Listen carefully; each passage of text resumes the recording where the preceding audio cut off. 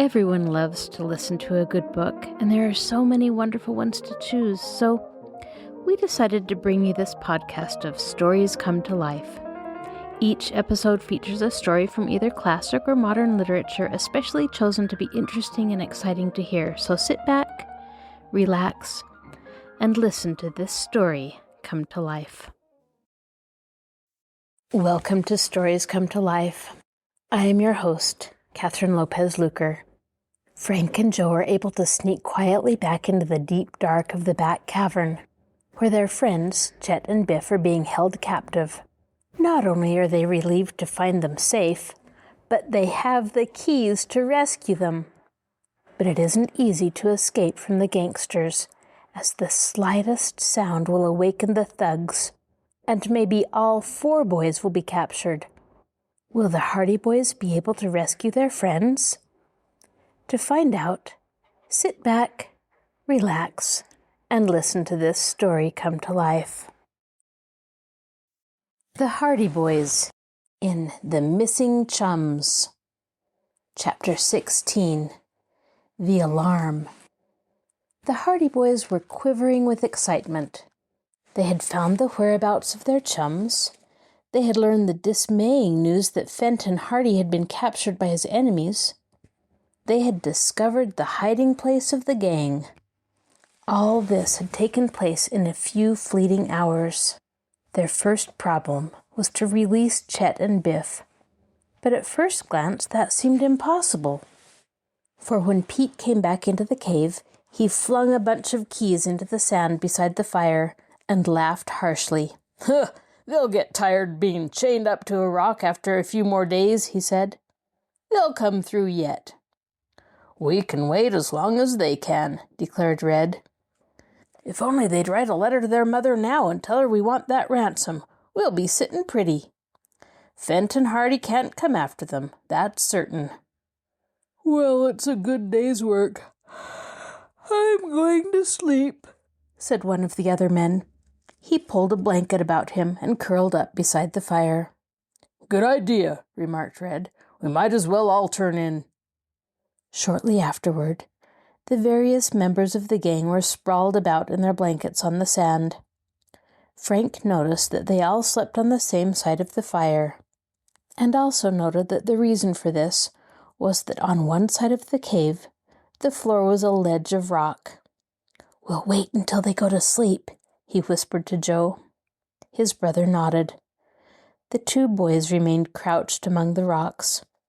The rain had died away to a mere drizzle. Gradually the fire, untended, died down, and there was only a faint rosy glow through the interior of the cave. 2 or 3 of the men had talked together in low murmurs for a while, but gradually their voices died away, and soon the boys could hear their snores. It was nearly an hour, however, before they were satisfied that all the men were asleep. "I'm going in after Chet and Biff," whispered Frank with determination. "I'm with you." "The keys are still lying beside the fire." "Good." Frank rose from his cramped position among the rocks. Joe followed his example. Quietly, they moved toward the entrance of the cave. The snores of the slumbering men were unbroken. Frank took the lead and tiptoed slowly forward. Step by step, keeping a wary eye on the recumbent forms wrapped in the blankets, the boys made their way into the cave. Frank remembered where the keys had been thrown, and now he saw them in the sand. The faint glow of the firelight gleamed on them.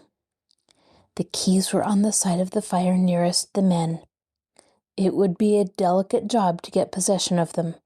He bent forward and crawled on hands and knees.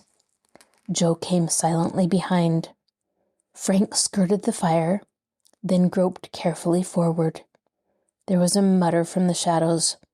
One of the men stirred in his sleep. The boys remained rigid. The muttering died away.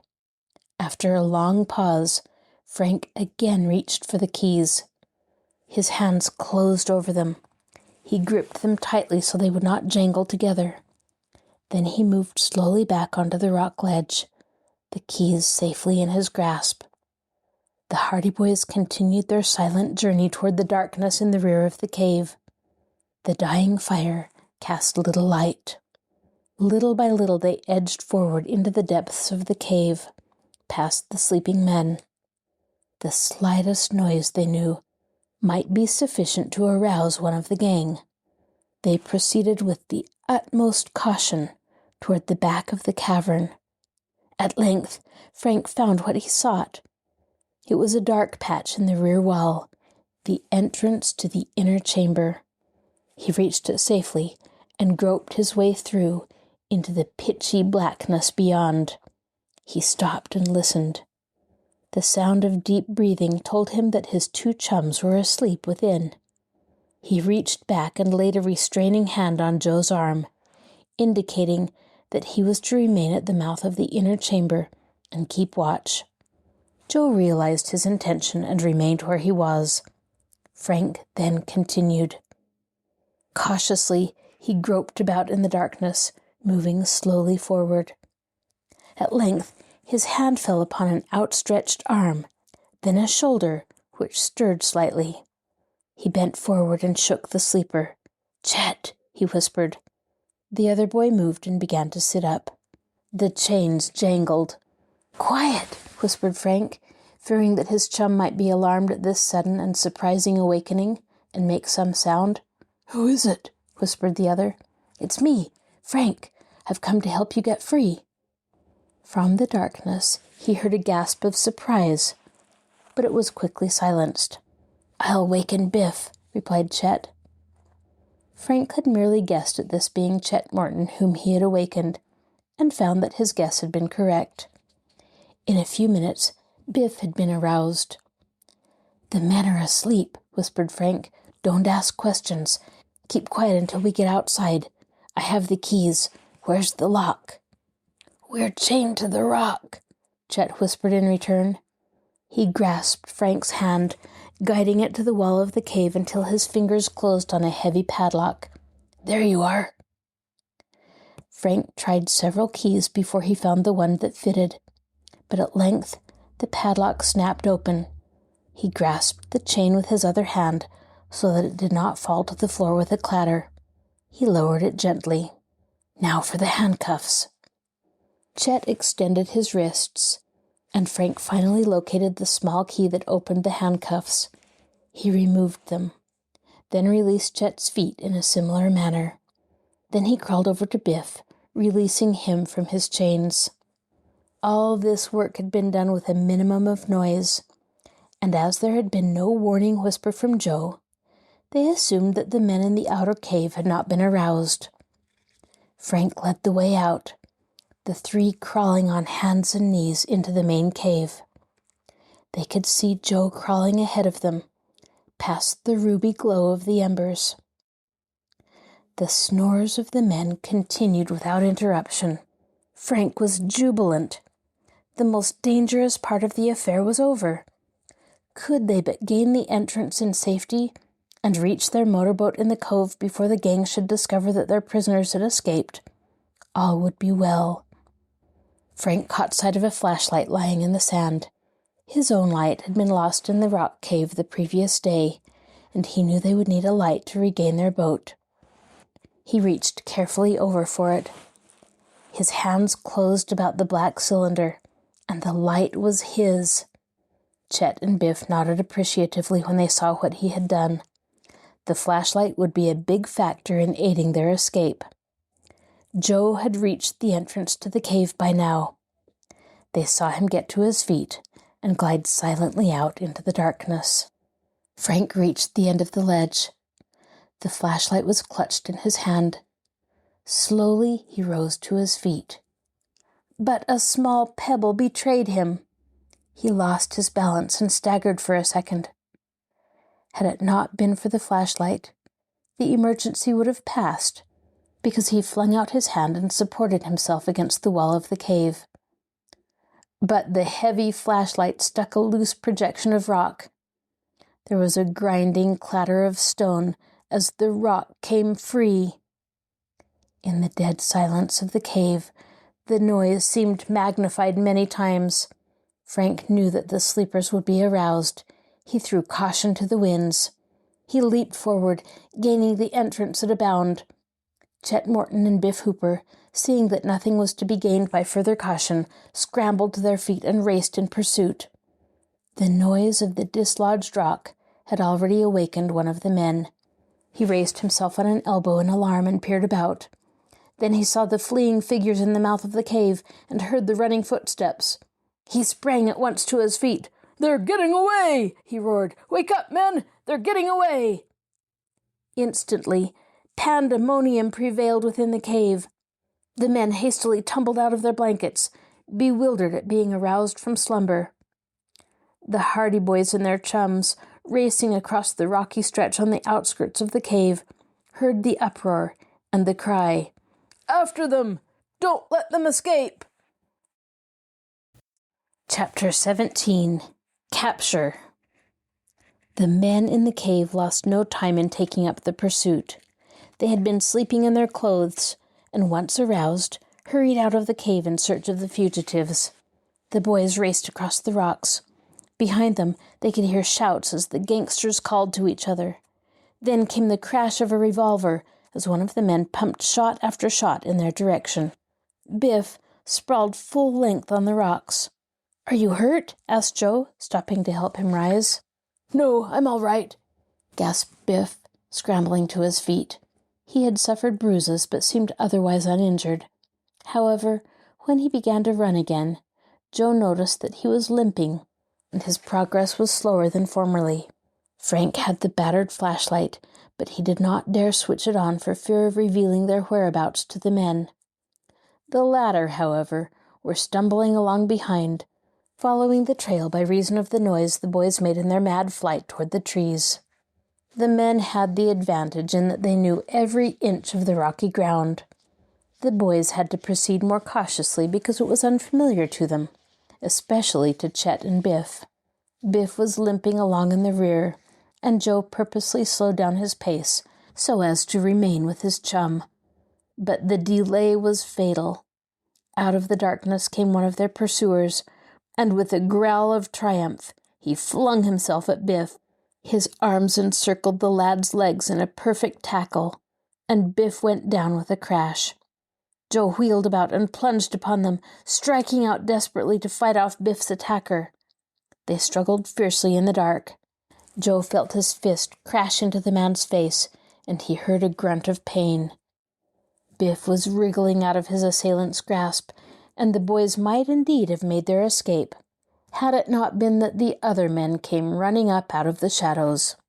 With a roar of fury, two of them plunged at the boys and hauled them away from their comrade. "After the other two!" shouted a voice, which they recognized as that of Red. "They're heading for the bushes!" Joe and Biff found themselves roughly hauled to their feet, their arms held tightly behind them. They heard the clatter of footsteps as two of the other men ran after Frank and Chet. "Back to the cave with them," growled Red. "Looks like we've got one of the guys that helped him get away. I've been thinking all day there was someone hanging around here that we didn't know about." The lads were shoved and pushed ahead of their captors, dragged and bundled across the rocks until they reached the cave. Then they were roughly shoved through the entrance into the light of the fire. "Ah, I thought so," declared Red. "One of the guys that tried to help him get away." He peered closer at Joe. "Blessed if it ain't one of those two boys that was in the boat with the Hardys that day." One of the other men ordered the boys to sit down, and they crouched beside the stirred-up fire, sick at heart, wondering how it fared with Frank and Chet. When Joe and Biff were captured, it was Chet's first impulse to turn and go back, but a warning shout from Frank restrained him. "Keep running," he called. "If they're caught, we'll have a chance to get help." The wisdom of this course flashed through Chet's mind at once. If they went to the aid of their comrades, they would probably all be captured, and in a worse position than before. But if two or even one managed to escape, it would be possible to bring help to the island and effect the release of the others. Chet heard Frank crash into the undergrowth. It was pitch dark, and although he tried to follow, He knew he had left the trail. He did not call out because he was afraid of revealing his whereabouts to the men behind, but he blundered on, hoping to catch up with Frank. As for the latter, he was quite unaware of Chet's predicament. Chet crashed into the bushes. Branches whipped his face. Roots gripped his feet. He struggled on through the dense growth, blindly in the darkness. Far ahead of him, he could hear Frank making his way through the underbrush, but when he tried to go toward the sound, he found that his sense of direction was confused. He struggled on for some time. Suddenly he saw a patch of gray light ahead. It was the open sky, and he soon plunged out of the undergrowth into a rocky clearing. He breathed a sigh of relief. But the relief was short-lived. A dark figure loomed up before him. He dodged swiftly to one side, but a huge hand caught at his clothing. He was spun violently around, and then he was caught by the collar, despite his struggles. "Gotcha!" grunted the dark figure with satisfaction. "Now, if we can only get the other." He said no more, but shoved Chet before him across the rocks. Then it was that Chet found that, instead of fleeing farther away from the cave, he had really made a circle in the wood, and had emerged directly into the clearing again. He was sick with disappointment. He wriggled and twisted in the grasp of his captor, but the man was too strong for him, and he shook Chet vigorously, tripping his feet from under him. "None of that! You come along with me!" he rasped. And in a few moments, Chet was shoved back into the cave, where he found Biff Hooper and Joe Hardy crouched silently beside the fire, with downcast faces. Frank alone had escaped. Frank knew that Chet had got lost, but he did not dare call out, for he could also hear the running tramp of feet that told him their pursuers had not yet given up the chase. If he could only reach the cove and get the motorboat started, he would be able to go over to the mainland for help. If only one escaped, it would be sufficient to save the others. He could not afford to risk his own capture in seeking Chet. He crashed on through the bushes, trying to make as little noise as possible. But he was off the trail, and the tangled undergrowth was growing denser with every forward step he took. He still clutched the flashlight that had been the cause of their undoing. He was glad he had found it, because in the pitch blackness he was unable to find his way. He could hear the roar of the waves, but they appeared to come from all sides, and he was unable to judge accurately the route to the shore. Frank decided that he would not make use of the flashlight until it was absolutely necessary. There was too much danger that its gleam might be seen by one of the searchers, and he knew that the gang would not give up the chase as long as they knew he was on the island. "Perhaps they don't know there are two of us," he thought. "If Joe can convince them that he rescued Chet and Biff single-handedly, they won't know about me, and they won't keep on searching." In this lay his only hope. In this, and in the chance that he would be able to reach the motorboat and make his escape before being seen. But if the gangsters knew he was still free, they would leave no stone unturned to find him, as they would know that if he once left the island, they were lost. He blundered about in the deep thicket, turning vainly this way and that. Great vines trailed across his face. He brushed aside stubborn branches and soggy wet leaves. He stumbled over roots and little bushes. The deep grass rustled and hissed at his feet. There was no other way. He would have to use the flashlight. The darkness was impenetrable. Trees and bushes enclosed him. He could not see where he was going. He switched on the light, and to one side of him descried a sort of passage among the bushes. So he headed in that direction. He managed to get free of the worst of the vines and the thick foliage, and found himself in a forest aisle. He went down it, in the direction of the booming surf. His heart beat quickly at the thought that he was now free, and that he would soon be back at the boat. What had happened to Chet? He judged that his chum was either captured now or lost in the grove. Frank knew that he could not wait to learn Chet's fate, because any delay would be fatal to them all. He had switched out the flashlight and was plunging along through the darkness when the forest aisle suddenly took a twist, and he found himself again floundering in the midst of trees and trailing vines that entangled him. Frank switched on the flashlight again, and a second later he heard a grim voice from close by. "Throw up your hands!" He wheeled about and found himself bathed in a ring of light. Someone was standing only a few feet away with a flashlight leveled at him, and in the beam of the flashlight he could see a glittering revolver aimed directly toward him. "Throw up your hands!" rasped the voice again, "or you'll be shot." Slowly, Frank raised his hands above his head. "Now that's better. March back ahead of me. Back to the cave, young fellow. We've got you all now. Forward march." Chapter 18.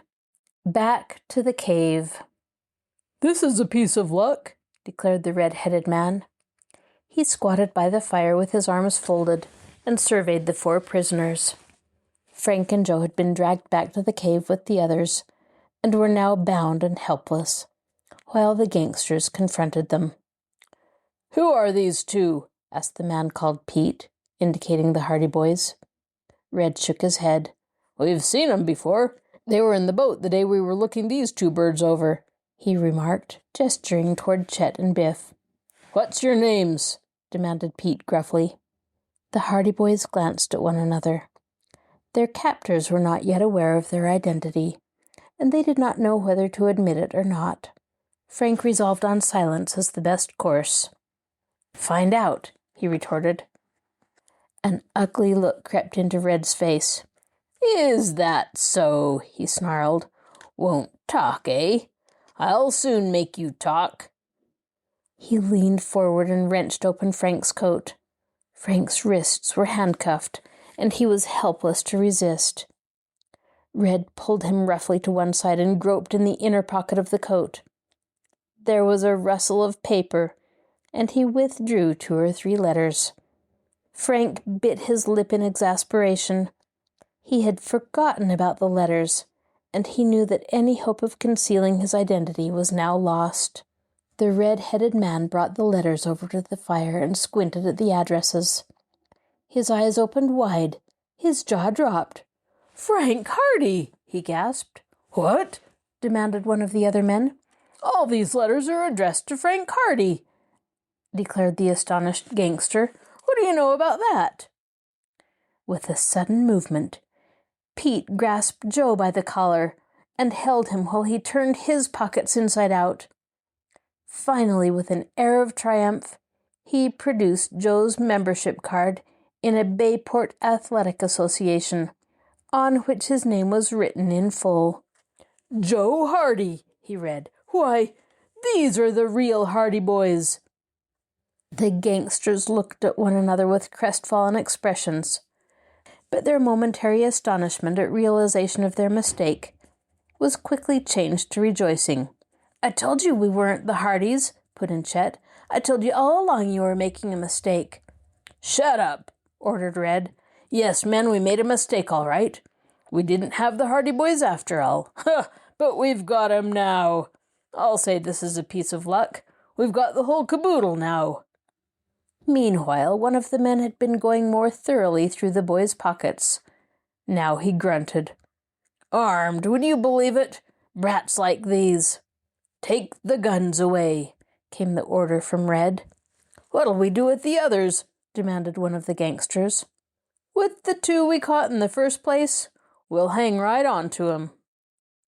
We'll hold the Hardy Boys for ransom the way we intended to, and we'll make some money out of the other 2 as well. You 2 boys," he said, turning to Chet and Biff, "have your people got money?"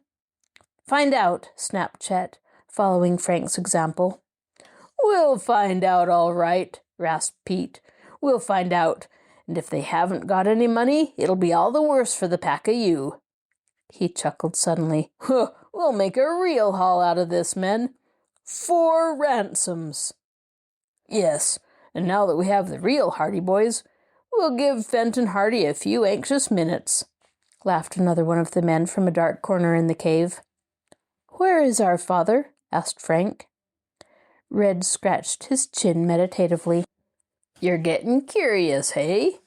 Want to know where your father is? I'll tell you. He's in a safe place where he can't get out of. Our men in the West got him." "What are they going to do with him?" "Ah," said Red with an air of mystery. "What are they going to do with him? That's the question. One thing is certain. They're going to let him live until we collect ransom for you two." "And after that?" "After that, well, it's up to the boss. But I'm thinking he'll never let Fenton Hardy loose again. He's too dangerous. Maybe now, my young friends." "Don't talk too much, Red," warned Pete, stirring the fire. "Put these kids all in the inner cave and let's go to sleep again." "I guess you're right, Pete," agreed the red-headed man. "It don't pay to let 'em know too much."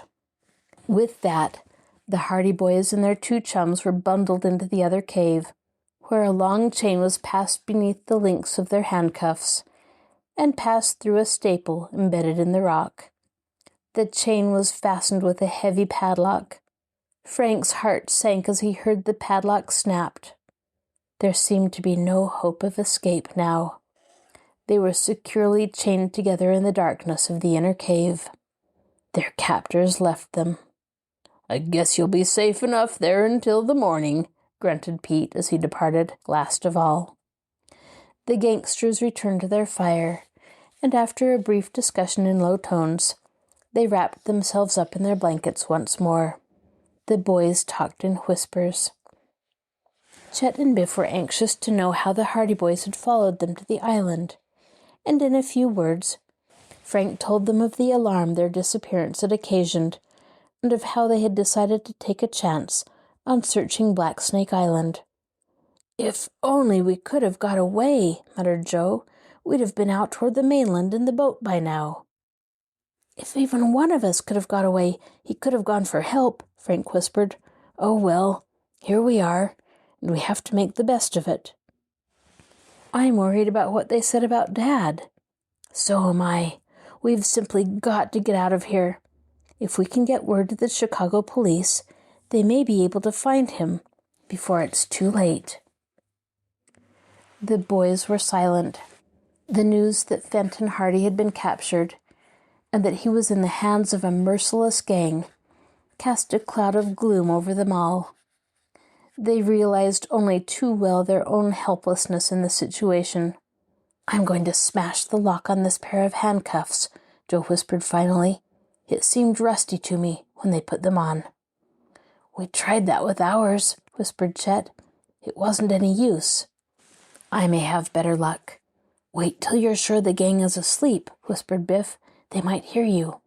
The boys lapsed into silence. The darkness of the cave was impenetrable. Near the entrance they could see a faint glow of pink from the embers of the fire in the outer cavern. But that was all. They could not even see one another. The fact that they were chained together made it impossible for them to rest comfortably. The gangsters had not even provided them with a blanket. "We've been chained in here every night since they caught us," Chet whispered. "We've had to sleep on the bare rock." Finally, the silence was broken by the sound of steel against rock. Joe was trying to break the lock of his handcuffs. The effort was difficult because his hands were cuffed behind him. But as he had said, the handcuffs were rusty and of an antiquated type.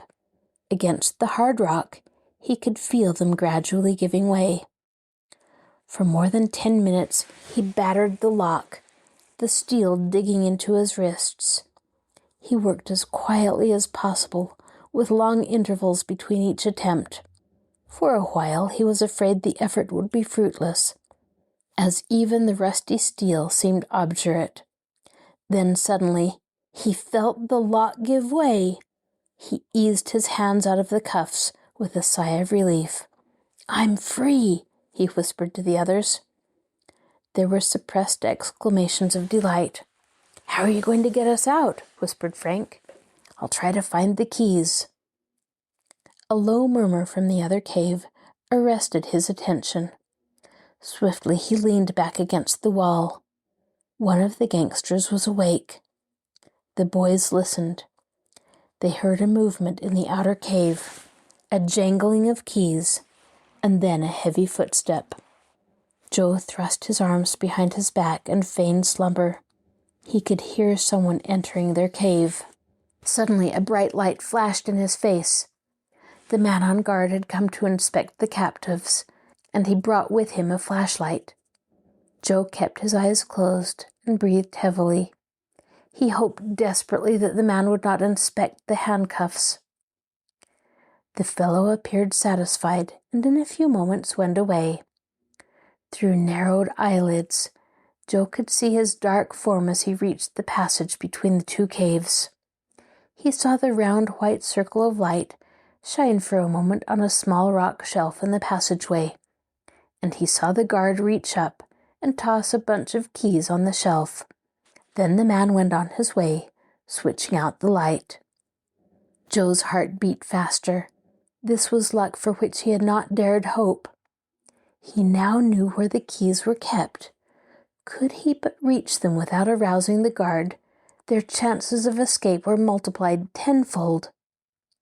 He waited until it seemed that hours had passed. None of the boys dared so much as whisper. The silence was profound. From the outer cave, they could hear snores, but whether the guard was asleep or not, they could not tell. Joe realized that they would have to make their attempt before dawn, but he also knew that he could afford to wait, because the hours just before the break of day are the hours in which the average person sleeps most soundly, and there was every chance that the guard might be asleep by then as well. At last, he decided that it was time to act. He got up quietly and began to make his way across the cave. Inch by inch he crawled across the rocky floor. He scarcely dared breathe for fear of disturbing one of their captors. He was at the passage at last. The fire in the outer cave had died down. There was scarcely a vestige of light.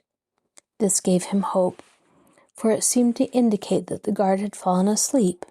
Otherwise he would have replenished the fire to protect himself against the night chill.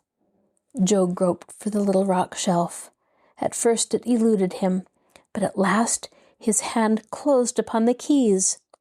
Carefully he raised them, his hand clutching them tightly to prevent a betraying jangle of sound. He turned slowly to make his way back to the others. In silence he reached them and began to grope for the chain that bound them together. He found the chain at last, then the padlock, and felt in the darkness for the key to fit it. The key at last! It was larger than the others, which he judged were the handcuff keys. The padlock snapped, and he unhooked the chain. "That's that," he whispered quietly. "Now for the handcuffs." One by one the other boys presented their shackled wrists to him in the darkness, and he groped for the key that would set them free. In a tense silence he fumbled with the locks on the handcuffs, but one by one the handcuffs opened. One by one the boys moved quietly aside, rubbing their chafed wrists. At last the task was finished. They were free again. But there still remained the outer cave. Chapter 19. Separated. Frank Hardy led the way. He paused in the passage for a few seconds, surveying the scene in the outer cave. All the men were asleep. They were rolled up in their blankets and lay sprawled in the shadows. There was merely a faint crimson glow from the embers of the fire. He did not go on all fours. He just crouched low as he moved across the cave among the sleepers. Quick, sure footsteps, as silent as those of a cat, brought him to the outer entrance. So much depended on their escape that the lads were uncannily silent. They seemed like mere shadows as they progressed, one by one, to the mouth of the cave. There was not a sound. The snores of the sleeping gangsters were unbroken. Frank waited at the entrance. Chet joined him in a few moments. Then came Biff, and finally Joe. Safely out of the cave, the boys halted for a second on the rocks. "I'll take the lead," whispered Frank. "Join hands and follow me." It was pitch dark, and the rocky path to the outskirts of the wood he knew would be treacherous. He reached back and grasped Chet's hand. Then he moved forward, carefully testing each step. On him depended the success of their flight to the wood. One stumble, one dislodged rock might ruin everything. Step by step, he moved cautiously forward. He had a good idea of where the woods trail opened, and he made toward it. Once they reached the trail, he felt sure they would be safe. Frank had an idea. He stopped and turned to the others. "If anything happens," he said in a low voice, "don't stick together. Scatter and try to make for the boat. Even if only one of us makes it, he'll be able to get to the mainland." The others whispered assent. He turned and proceeded across the rocks.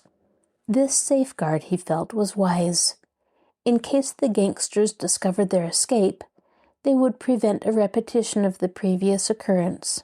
In the darkness, it was entirely probable that at least one, if not more, would be able to evade recapture.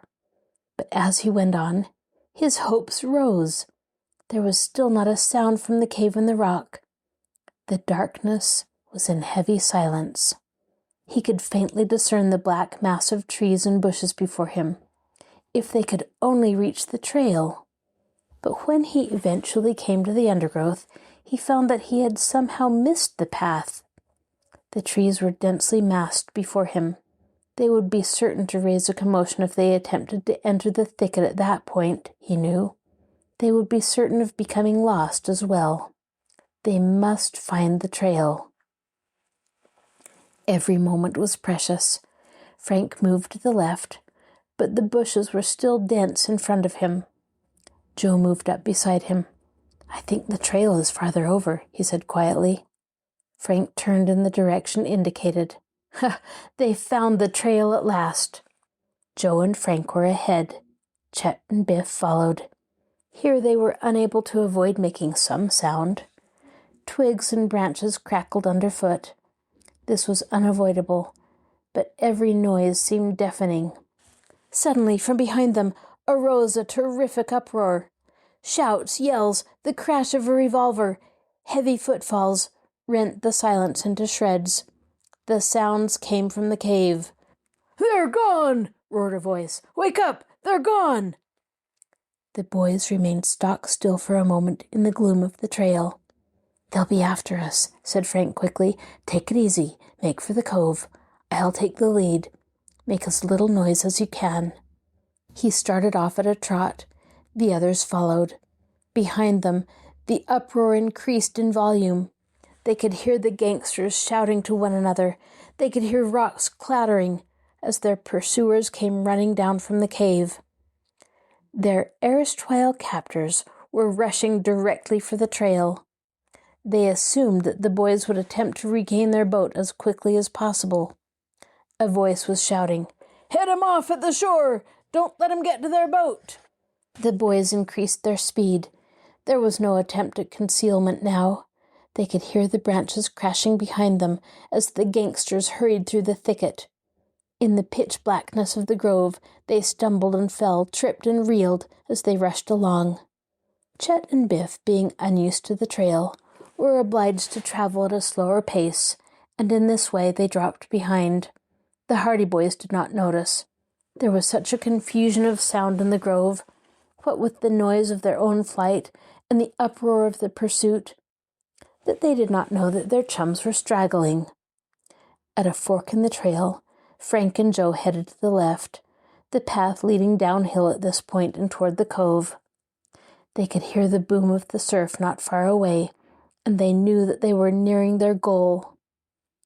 When Chet and Biff hastened up, they failed to notice, in the inky blackness, that the trail branched 2 ways. Chet was in the lead, and his footsteps brought him to the right. He could not hear the footsteps of the Hardy Boys ahead, but he judged that they were so far in advance that he could not hear them.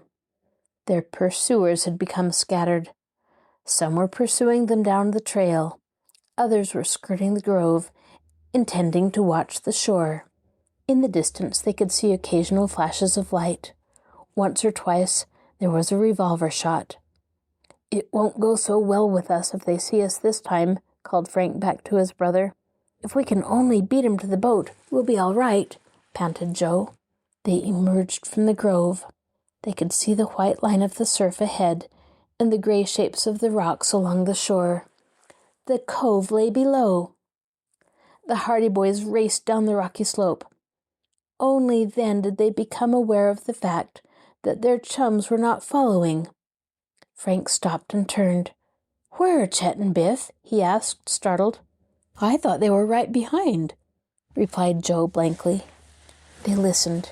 There were no sounds of running footsteps down the trail. Back in the grove, they could hear a frenzied crackling of branches, but whether it was caused by their comrades or by their pursuers they could not tell. "They must have taken the wrong turning in the dark," declared Frank, as the solution dawned on him. "Quick, we'll get to the boat first. If we can find them, we'll bring them with us. If we can't, we'll have to make for the mainland alone." A flash of scarlet light showed against the blackness of the bush as a revolver crashed out, and a scattering of rock close by them told that the bullet had been meant for them. The gangsters were near at hand. Without another word, the Hardy Boys turned and dashed down the rocky trail leading to the cove. The path was precipitous and rocky. Joe stumbled once and fell headlong, but he was up again in an instant, spurred on by the fear that they would be recaptured. Frank reached the shore first. The motorboat was just where they had left it, but it was drawn up on the sands. Joe raced up and the boys placed themselves, one on either side of the bow. "All right," gritted Frank. "Ready." They shoved desperately at the motorboat, and it began to move slowly out into the water of the cove. The gangsters were drawing closer. The boys heard heavy footfalls on the rocks at the outskirts of the grove. Bang! Bang! The revolver crashed out again. Bullets splashed into the water. Desperately, the Hardy Boys struggled with their boat. At last, the keel left the sand, and the boat slid out swiftly into the cove waters.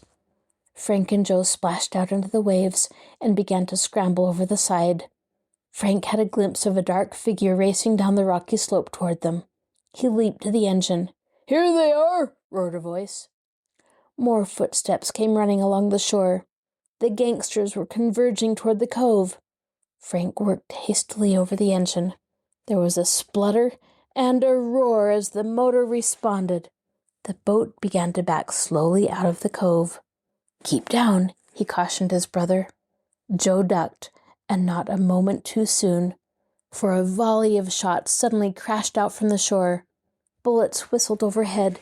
Wood splintered as one of them struck the side of the boat. Frank heard a heavy splashing in the water and judged that one of the gangsters was wading out in pursuit. The boat moved slowly out to the entrance of the cove. In the darkness, it was a ticklish performance. Frank doubted if he could make it.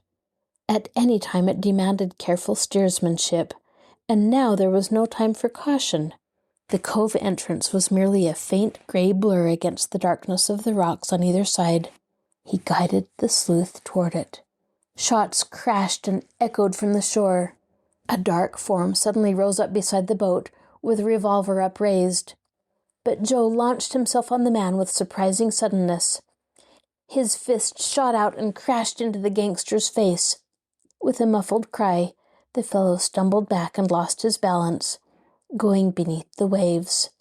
He rose again in a moment, waist deep in water, spluttering and choking.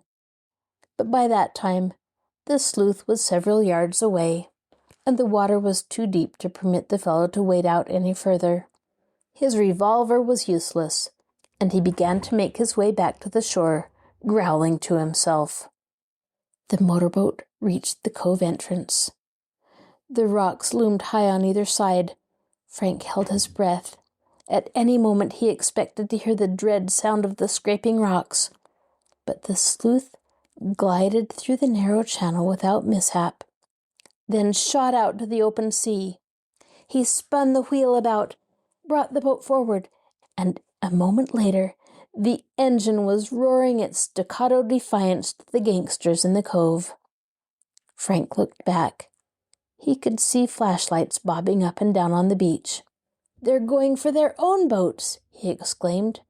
Then, with a grim smile, he bent forward over the wheel. Instead of heading the motorboat out into the open sea, he directed it along the shore, toward the distant cove, where the gangsters had hidden their own craft. Chapter 20. Seizing the Boats. "What are you going to do, Frank?" shouted Joe Hardy. "They're going after their boats. We know the cove they're in, and if we can get there first, I'll tow them out to sea. Then they can't follow us." Thus Frank briefly outlined his daring scheme to his brother. He knew that the gangsters would not expect any such intention, and he knew as well that only by some action of this kind could he avoid danger of capture. If the gangsters followed in their own boats, there was every chance that they might overtake or outmaneuver the sleuth. Even if they did not, as long as they retained possession of their own motorboats, they could make good their escape. But once marooned on the island, they would be at the mercy of the Hardy Boys.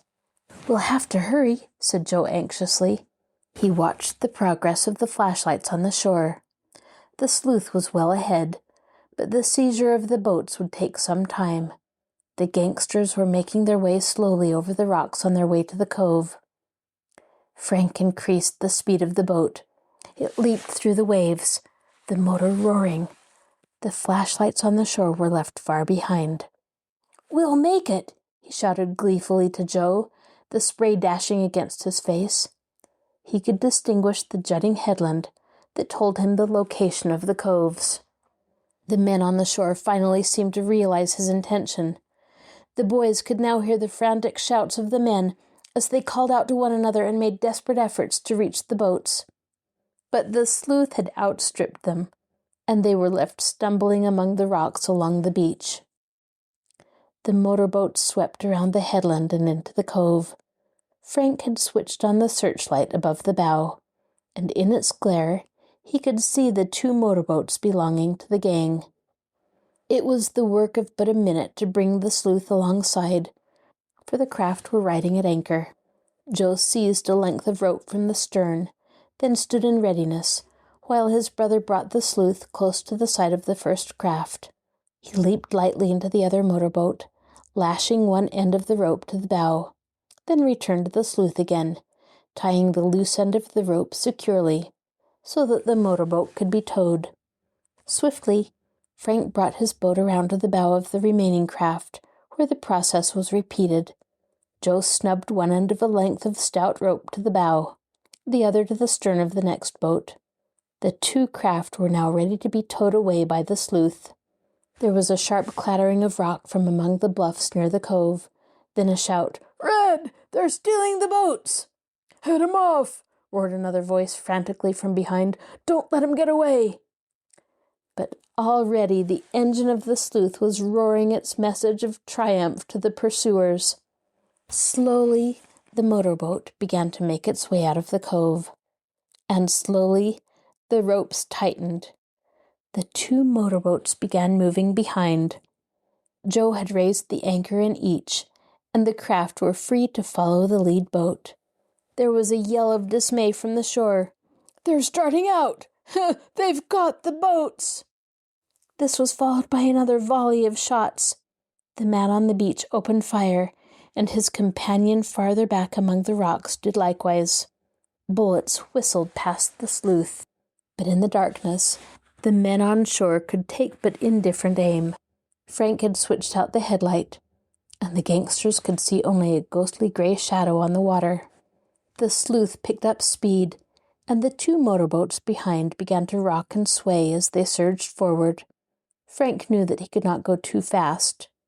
Otherwise, the boats that he was towing would run foul of one another or of his own craft and cause disaster. He contented himself by moving ahead at a moderate rate of speed, knowing well that once he cleared the cove, he could afford to snap his fingers at the gangsters marooned on the island. Shouts interspersed with revolver shots told him of their pursuers' wrath. The flashlights danced like fireflies. The full extent of the trick that had been played upon them was just beginning to dawn on the men marooned on the island. The headland loomed to the side, then slipped slowly by. The motorboat was throbbing its way out to open water. "We've beaten them," declared Frank exultantly. "I'll say we have. They'll never get off that island unless they swim. From the fuss they're making, they seem to know it, too." "Where to now?" "The mainland. If we can get to Rock Harbor, we'll get help." "How about Chet and Biff?" asked Joe soberly. "We can't afford to take a chance on bringing them off the island just now. I hate to desert them, but we can't do anything else. If we went back for them, we'd likely undo everything we've done so far.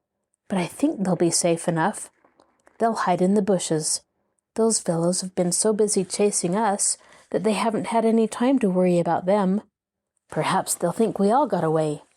If they do, they won't be hunting around for Chet and Biff. In any case, we had the agreement that even if only one of us got away, he would come back with help for the rest. They'll know we'll be back. So will the gangsters.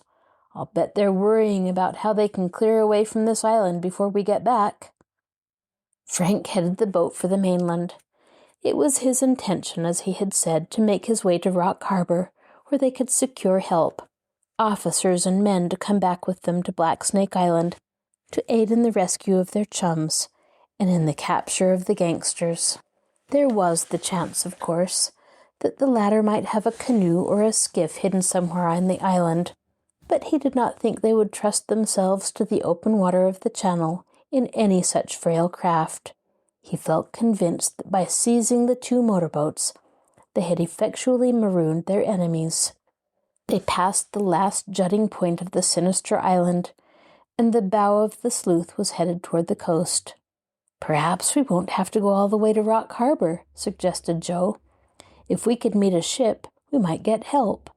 It seems to me I see a light now, running low on the water. Do you see it?" Joe peered into the darkness. "I believe you're right," he said finally. "It seems to be coming this way. Perhaps some more of the gang. I hadn't thought of that. Better not go too close." Frank eyed the approaching light warily.